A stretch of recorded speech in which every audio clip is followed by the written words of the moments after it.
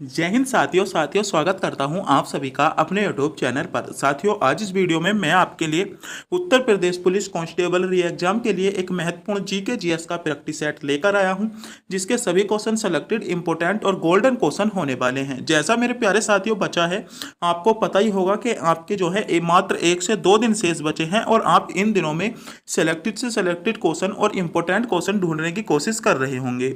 तो ये वीडियो आपके सभी क्वेश्चन इंपोर्टेंट और सेलेक्टेड वीडियो के साथ होने वाली है, क्योंकि इसमें हमने सभी क्वेश्चन इंपोर्टेंट रखे हैं जो मेरे प्यारे साथियों आपके एग्जाम में सीधे आपको देखने को मिलेंगे। तो इस वीडियो को पूरा ध्यान से जरूर देखिएगा अगर आप भी उत्तर प्रदेश पुलिस री एग्जाम की तैयारी कर रहे हो तो आप पहला क्वेश्चन देखते हैं। पहला क्वेश्चन है, आपसे क्वेश्चन पूछा गया है, किस शहर को अभी तक राष्ट्रीय राजधानी क्षेत्र में शामिल नहीं किया गया है। तो क्वेश्चन आपसे पूछा गया है राष्ट्रीय राजधानी क्षेत्र। राष्ट्रीय राजधानी क्षेत्र जो होता है आपका एनसीआर, तो एनसीआर में किसे अभी तक शामिल नहीं किया गया है, यह क्वेश्चन मेरे प्यारे साथियों आपसे पूछा गया है। तो बताइए किस शहर को अभी तक राष्ट्रीय राजधानी क्षेत्र में शामिल नहीं किया गया है। तो राष्ट्रीय राजधानी क्षेत्र में जो शामिल नहीं किया गया है, अलीगढ़ को आपका राष्ट्रीय राजधानी क्षेत्र में शामिल नहीं किया गया है, यानी सी विकल्प के साथ आपका करेक्ट जवाब होगा। बात कर लेते हैं एनसीआर की। तो एनसीआर में भारत के में जो आपका उत्तर प्रदेश है, उत्तर प्रदेश के कितने जिले हैं, तो 8 हैं। आपको पता होना चाहिए।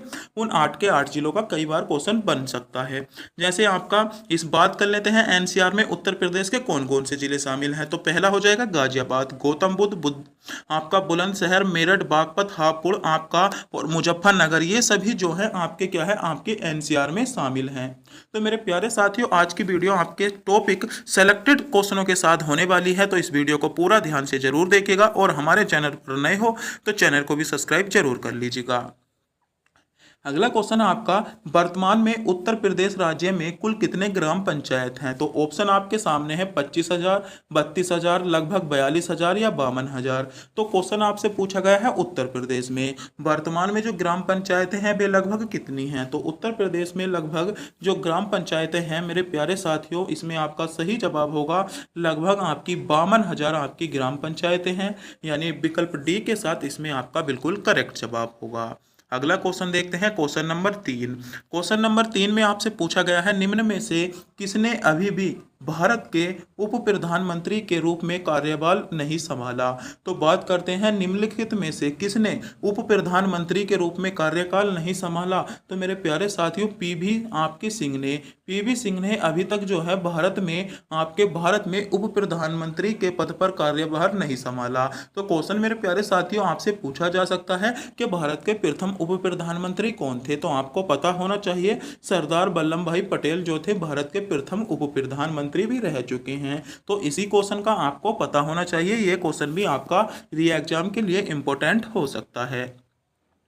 अगला क्वेश्चन देखते हैं। अगला क्वेश्चन मेरे प्यारे साथियों आपसे पूछा गया है, सामान्य संतुलन सिद्धांत किसने प्रतिपादित किया था। तो ये क्वेश्चन आपके लिए इंपॉर्टेंट क्वेश्चन होगा और इस क्वेश्चन को मैं आपके 3 स्टार इस क्वेश्चन को दूंगा, क्योंकि इस क्वेश्चन में आपके एग्जाम में पूछे जाने की बहुत ज्यादा संभावना बन जाती है। तो सामान्य संतुलन आपका सिद्धांत, तो मेरे प्यारे साथियों जो सामान्य संतुलन सिद्धांत था वह आपका किसने दिया था। तो सामान्य संतुलन सिद्धांत मेरे प्यारे साथियों आपका लियोन बारलस ने दिया था। किसने दिया था? लियोन बारलस ने आपका सामान्य संतुलन का सिद्धांत दिया था, यानी विकल्प बी के साथ इसमें आपका बिल्कुल करेक्ट जवाब हो जाएगा। तो आपको इसके बारे में भी पता होना चाहिए।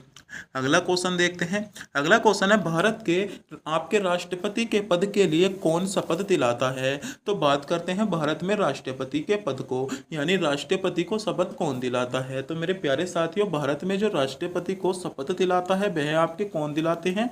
तो आपको पता होना चाहिए, भारत में जो राष्ट्रपति को शपथ दिलाता है वह आपका भारत के मुख्य न्यायाधीश आपके क्या है, यानी सुप्रीम कोर्ट के जो मुख्य न्यायाधीश हैं वे आपके राष्ट्रपति को शपथ दिलाते हैं। कई बार क्वेश्चन पूछा गया है भारत के उपराष्ट्रपति को। तो भारत के उपराष्ट्रपति को मेरे प्यारे साथियों राष्ट्रपति शपथ दिलाता है और प्रधानमंत्री को भी आपका राष्ट्रपति ही शपथ दिलाता है। बात करते हैं सुप्रीम कोर्ट के मुख्य न्यायाधीश की। तो सुप्रीम कोर्ट के मुख्य न्यायाधीश को भी आपका राष्ट्रपति शपथ दिलाता है। बात करें किसी राज्य के मुख्यमंत्री की, तो मुख्यमंत्री को जो शपथ दिलाता है मेरे प्यारे साथियों वह आपका उस राज्य का राज्यपाल दिलाता है। और जो उस आपका हाई कोर्ट होता है, हाई कोर्ट के जो आपके आपके न्यायाधीश होते हैं उसको भी शपथ आपका राज्य का राज्यपाल दिलाता है। इसका अभी आपको पता मेरे प्यारे साथियों होना चाहिए, क्योंकि यहाँ से भी क्वेश्चन आपसे पूछा जा सकता है। अगला क्वेश्चन है आपका, निम्नलिखित में से किसने संप्रभुता के अद्वैत सिद्धांत दिए थे? तो संप्रभुता के जो अद्वैत सिद्धांत दिए थे मेरे प्यारे साथियों आपके किसने दिए थे? तो आपको पता होना चाहिए। इसके जो सिद्धांत दिए थे मेरे प्यारे साथियों, आपका सही जवाब हो जाएगा इसमें आइंस्टाइन ने दिए थे, यानी ए विकल्प के साथ इसमें आपका सही जवाब होगा जिन बच्चों ने विकल्प ए को चुना है। अगर मेरे प्यारे साथियों आप भी इन क्वेश्चनों का जवाब जानते हैं तो मेरे बताने से पहले कमेंट बॉक्स में भी बता सकते हो। आपसे अगला क्वेश्चन जो पूछा गया है, अगला क्वेश्चन में आपको बताना होगा निम्नलिखित घटनाओं को उनके घटनाक्रम के सही क्रम क्या है। ऑप्शन में आपसे दिए गए हैं भारत छोड़ो आंदोलन, शिमला समझौता, पूना समझौता और कैबिनेट मिशन। तो मेरे प्यारे साथियों अगर आपको इन डेटों के बारे में पता है तो आप इनको क्या लगा सकते हो, घटनाक्रम के अनुसार इनको लगा सकते हो।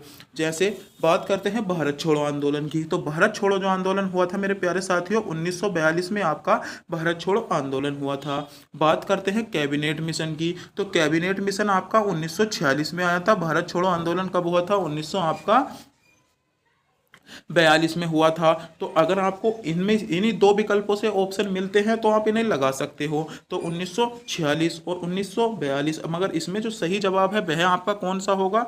बात करते हैं पूना समझौते की, तो पूना समझौता और शिमला समझौते पर अब बात बनती है, तो ये आपके कब आए थे? तो इसमें जो आपका सही घटनाक्रम बन जाता है वह बन जाता है, पहला हुआ था आपका पूना समझौता 1916 में, उसके बाद हुआ था कौन सा? उसके बाद हुआ था आपका, उसके बाद भारत छोड़ो आंदोलन। कब हुआ था? पहले हुआ था पूना समझौता, उसके बाद भारत छोड़ो आंदोलन और उसके बाद आपका शिमला समझौता। शिमला समझौता के बाद आपका कैबिनेट मिशन आया था। यानी इसमें जो सही जवाब होगा विकल्प सी के साथ इसमें आपका बिल्कुल करेक्ट जवाब हो जाएगा। अगला क्वेश्चन देखते हैं। अगला क्वेश्चन है क्वेश्चन नंबर 8 में आपसे पूछा गया है, वर्ष 1917 में महात्मा गांधी द्वारा चंपारण से कौन सा आंदोलन शुरू किया गया? ऑप्शन है सत्याग्रह, भारत छोड़ो आंदोलन, असहयोग आंदोलन या स्वदेशी आंदोलन। तो बताइएगा, इस क्वेश्चन का तो आपको पता होना ही चाहिए क्योंकि हम आपके लिए सेलेक्टेड और इंपोर्टेंट क्वेश्चन ढूंढ कर लाए हैं। तो 1917 में जो आपका महात्मा गांधी द्वारा चंपारण से जो आंदोलन शुरू किया गया था मेरे प्यारे साथियों, वह आपका कौन सा आंदोलन था? तो ये जो आपका आंदोलन था आपका सही जवाब होगा सत्याग्रह आंदोलन, यानी विकल्प ए के साथ इसमें आपका करेक्ट जवाब होगा। अगला क्वेश्चन है, वह देश जो लगातार तीसरे साल भी फाइनेंशियल स्टॉक फोर्स FATF की ग्रे लिस्ट में के बरकरार है, वह आपका कौन सा देश है? तो मेरे प्यारे साथियों पाकिस्तान है। सी विकल्प के साथ इसमें आपका बिल्कुल करेक्ट जवाब होगा। अगला क्वेश्चन देखते हैं। आपके पास भी इतना टाइम नहीं है और जल्दी से जल्दी हम इन क्वेश्चनों को आपके क्या है कवर कराने की कोशिश करते हैं, क्योंकि अब डिस्कस में अब ज़्यादा आपको ज़्यादा डीप में पढ़ने की जरूरत नहीं है। मात्र एग्जाम के 1 से 2 दिन शेष बचे हैं। जितने से ज़्यादा क्वेश्चन हो सके उतने ज़्यादा प्रैक्टिस सेट और उतने ही क्वेश्चन पुटअप कीजिएगा। जैसे क्वेश्चन देखते हैं, मानव शरीर के गुर्दे इनमें से कौन सा कार्य करते हैं? तो मानव शरीर के जो गुर्दे कार्य करते हैं उत्सर्जन का कार्य करते हैं। ये विकल्प आपका सही जवाब होगा। जल्दी से जल्दी देखते रहिएगा और इनका जवाब कमेंट बॉक्स में बताते रहें। अगला क्वेश्चन है, जब प्रकाश किसी किनारे या किसी दरार से गुजरती है तो उसकी वजह से आपकी तिरछाई हो जाती है, तो किसके कारण होती है? तो आपको पता होना चाहिए किसके कारण होती है। तो इसमें आपका सही जवाब क्या होगा? विवर्तन के कारण, यानी सी विकल्प आपका सही जवाब होगा। अगला क्वेश्चन है, मरुस्थल में मरीचिक और मृगतरंग बनने के कारण क्या है? तो मरीचिक बना और मृगतरंग बनने के कारण जो है प्रकाश का अपवर्तन और पूर्ण आंतरिक आपका क्या है आपका परिवर्तन, दोनों ही है, यानी डी विकल्प के साथ इसमें आपका सही जवाब होगा। अगला क्वेश्चन है आपका FORTRAN का प्रयोग के लिए नहीं किया जाता, तो इसका प्रयोग किस में नहीं किया जाता? तो आपका सही जवाब होगा इसमें इसका प्रयोग दोनों में ही किया जाता है, यानी विकल्प सी आपका सही जवाब होगा। अगला क्वेश्चन है, टेलीविजन का आविष्कार किसने किया? तो मेरे प्यारे साथियों टेलीविजन का जो आविष्कार किया था यह भी क्वेश्चन पूछा जा सकता है। तो टेलीविजन का आविष्कार आपसे पूछा गया है, तो टेलीविजन का आविष्कार किसने किया था? जॉन वेड, इसमें आपका बिल्कुल करेक्ट जवाब होगा। अगला क्वेश्चन है, वॉलीबॉल में के एक टीम में कितने खिलाड़ी खिलाड़ी होते हैं? तो बात करी जा रही है वॉलीबॉल की। तो मेरे प्यारे साथियों, वॉलीबॉल के जो एक टीम होती है उसमें आपके कितने खिलाड़ी होते हैं? तो आपका सही जवाब होगा 6 खिलाड़ी होते हैं, यानी इसमें आपका सही जवाब हो जाता है। अगला क्वेश्चन है, निम्न में से मिलान कीजिए। तो मंदिर दिए गए हैं, लिंगनार आपका लिंगराज मंदिर उड़ीसा में है, किसको समर्पित है? तो इसी तरीके से आपको जज करना है। तो इसमें जो आपका सही जवाब होगा वह आपका कौन सा हो जाएगा? जल्दी से जल्दी बताइएगा, इसमें आपका सही जवाब कौन सा हो जाता है? तो सही जवाब होगा आपका, इसका बिल्कुल करेक्ट जवाब होगा विकल्प बी, यानी लिंगराज मंदिर का जो संबंध है वह आपका किससे है? वह आपका भगवान शिव से है। आपका तिजारा मंदिर का जो संबंध है वह आपका किससे है? तो भगवान महावीर से है। और आपका वकडेश्वर मंदिर जो है उसका संबंध आपका भगवान विष्णु से है। अगला क्वेश्चन है, विश्व पेंशन सूचकांक 2021 की 42वीं रिपोर्ट में भारत का स्थान कौन सा था? तो इसमें आपका भारत का स्थान कौन सा था आपको पता होना चाहिए, इसमें 40वां स्थान था। अगला क्वेश्चन है, हाल ही में आपका बुदल परपुरा का एक बीमारी के कारण निधन हो गया। आपका क्वेश्चन है, हाल ही में आपका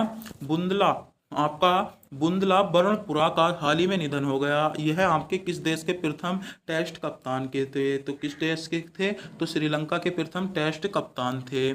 अगला क्वेश्चन देखते हैं। अगला क्वेश्चन है, आपसे इस क्वेश्चन को ध्यान से पढ़िएगा और सोचिएगा और कमेंट बॉक्स में उत्तर को बताइएगा। तो मेघालय इसमें आपका सही जवाब होगा। और आज की वीडियो का अंतिम क्वेश्चन आ चुका है, क्योंकि 20 क्वेश्चन आज की वीडियो में हमने सेलेक्टेड क्वेश्चन रखे थे। क्वेश्चन है, हाल ही में किस तिथि दिवस मनाया गया जो विश्व आयोडीन अल्पता है? क्वेश्चन में आपसे पूछा गया है, हाल ही में विश्व आयोडीन अल्पता दिवस किस तिथि को बनाया जाता है? तो हाल ही में जो विश्व आयोडीन दिवस बनाया जाता है मेरे प्यारे साथियों, वह आपका कब बनाया जाता है? तो 21 अक्टूबर को बनाया जाता है, यानी सी विकल्प के साथ आपका करेक्ट जवाब होगा। तो आज के जितने भी क्वेश्चन थे सभी क्वेश्चन सेलेक्टेड, इंपॉर्टेंट और गोल्डन क्वेश्चन थे, जो आपको सीधे आपके एग्जाम में देखने को मिलने वाले थे। तो वीडियो अच्छी लगी हो वीडियो को लाइक, चैनल पर नए हो चैनल को सब्सक्राइब और अपने दोस्तों के पास वीडियो को शेयर भी जरूर कर दें। तब तक के लिए मिलते हैं अगली वीडियो में।